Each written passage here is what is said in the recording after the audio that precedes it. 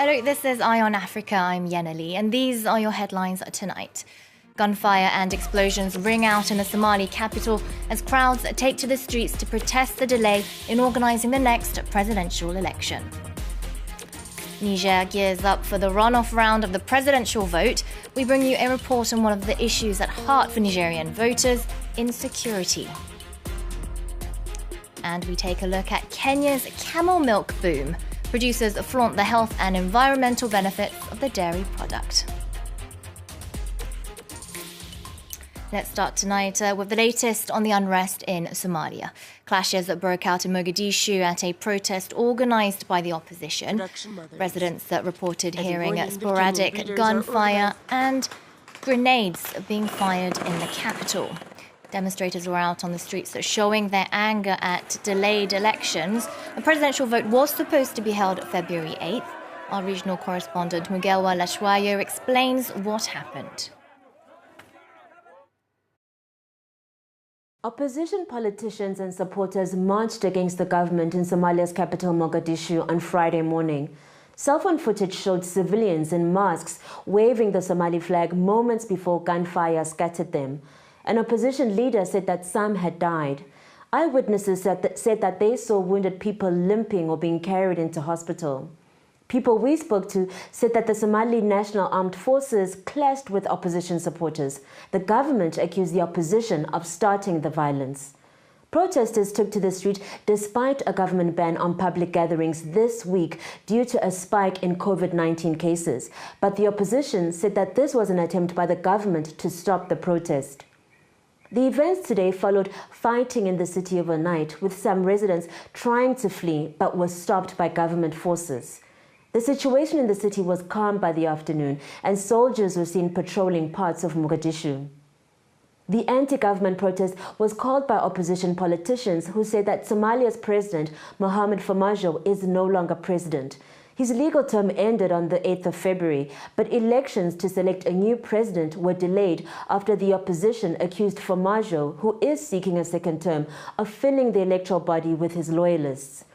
There have been several meetings held in Somalia between Farmajo and the opposition to try and resolve the election deadlock.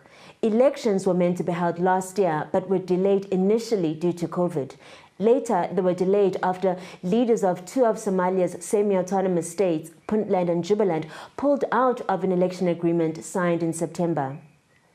The U.S. Embassy in Mogadishu tweeted earlier urging an end to all violence and reminded all parties of their commitment to immediately conclude the agreement on election implementation. The UN and Somalia said that it's deeply concerned by last night's armed clashes and the shooting today. It called for calm and restraint, saying that the clashes show that there is an urgent need for the federal government and the federal member state leaders to work together to reach a political agreement.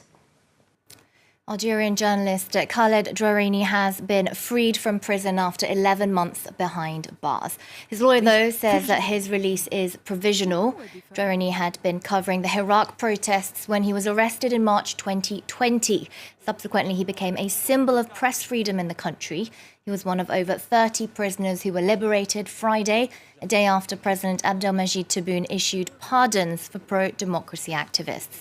The releases come ahead of the second anniversary of the Iraq movement. Here's Drouerini speaking earlier. As a free and independent journalist, my cause is shared with all the journalists currently imprisoned and all the prisoners of conscience. We will only be free once all the prisoners are freed. Next to Niger, where voters are gearing up for Sunday's election. The presidential runoff pits the outgoing leader Mahamadou Issoufou's right-hand man, Mohamed Bazoum, against former President Mahaman Ousmane. Whoever wins the fight against insecurity will be a major challenge. There have been multiple jihadist attacks in Niger recently. Just last month, 100 people were killed in the Tillaberi region. Khalidousi and Bangali Toure report. At the large market in Niamey, the capital of Niger, the second round of the presidential election taking place on February 21st is all anyone can talk about. One subject that keeps coming up: insecurity. Just days before the vote, residents are worried about the future of. If insecurity continues to increase, we'll all leave the country. We pray to God the government will deploy the military to protect the population. After the west of the country fell victim to jihadist attacks last January, polling stations stayed shut for the first round. Musa Aksar, a security specialist, is concerned about the 300,000 internally displaced people being able to vote. As you know, these voters are not going to go to the polling stations, even though the government has said that it has secured the whole area, where there's a lot of insecurity. We're waiting to see if voters are going to go to these areas, which are very difficult to access, even for observers and journalists. Of the Independent National Electoral Commission confirms there were difficulties in the first round, but doesn't want to spread panic. We are very aware of the insecurity, but we are organizing ourselves with the general staff of the INEC together with the different bodies of the security forces to ensure maximum security. We organize special offices for the displaced people. The vote of IDPs was hardly mentioned by the presidential candidates on their campaign trail, which ends this Friday. Time now for a quick look at other news stories making the headlines across the region. Nigeria's government says it's in contact with the Kagara kidnappers. Security forces have reportedly found their location. Local authorities sent an imam into the forest to negotiate with them. Armed men abducted 42 people, including 27 children, from a school on Wednesday. One pupil was killed in that assault. In Ethiopia, the Tigray People's Liberation Front has laid out its conditions to joining peace talks with the government. Among the 8 prerequisites, unimpeded access for humanitarian aid. Federal forces and the TPLF have been locked in a violent conflict since November 2020. So far, almost 1 million people have been displaced and thousands killed. The UN has pointed the finger at South Sudan's leaders for instability in the country. In a new report, the body's Human Rights Commission describes the situation as a lot worse than during the civil war. The Commission chair accused state and opposition forces of backing attacks on civilians, attacks that are often along ethnic lines.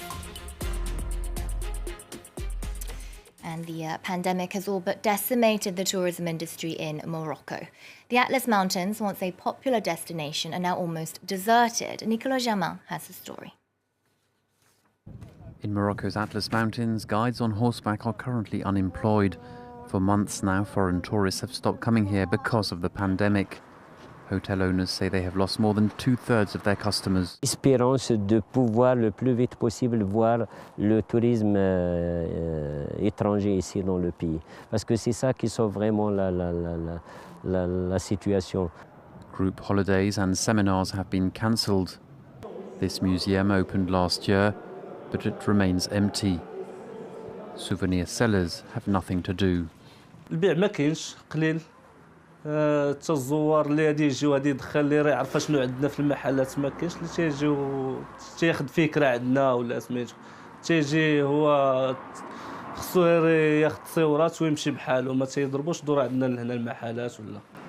But the lack of tourists is benefiting the region's monkeys. في الفتره ديال الحجر الصحي هنايا القرود والحيوانات اللي كتكون هنايا ما لقاتش السياح اللي غادي يجيو انهم يعطيوهم ياكلوا هذا وهذا فكانوا كيعيشوا واحد الحياه طبيعيه كانوا كيتغداو طبيعي.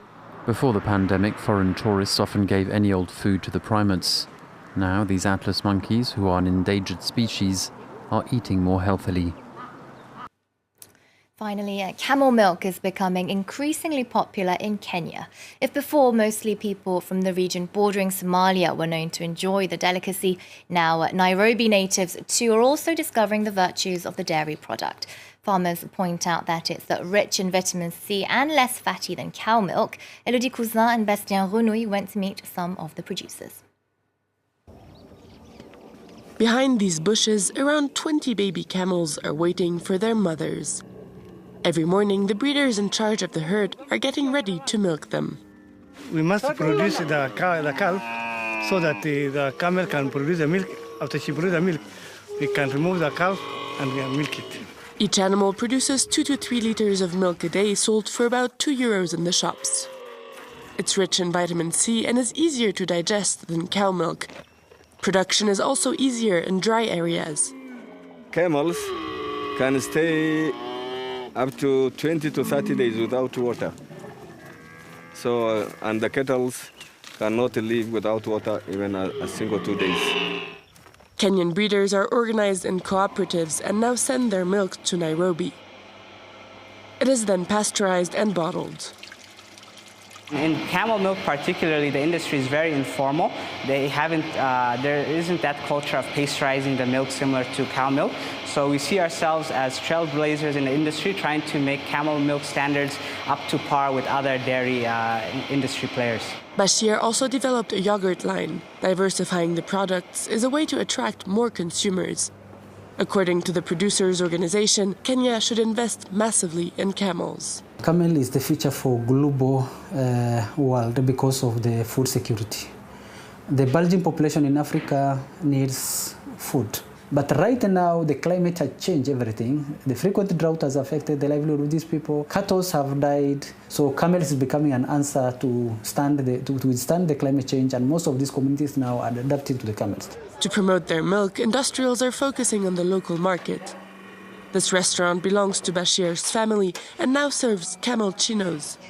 One day, they hope to take over the international market, where the financial potential is estimated at around €30 million.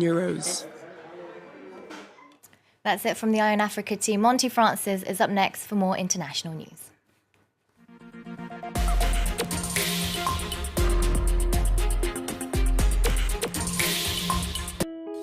France 24 es rigurosidad, precisión y responsabilidad.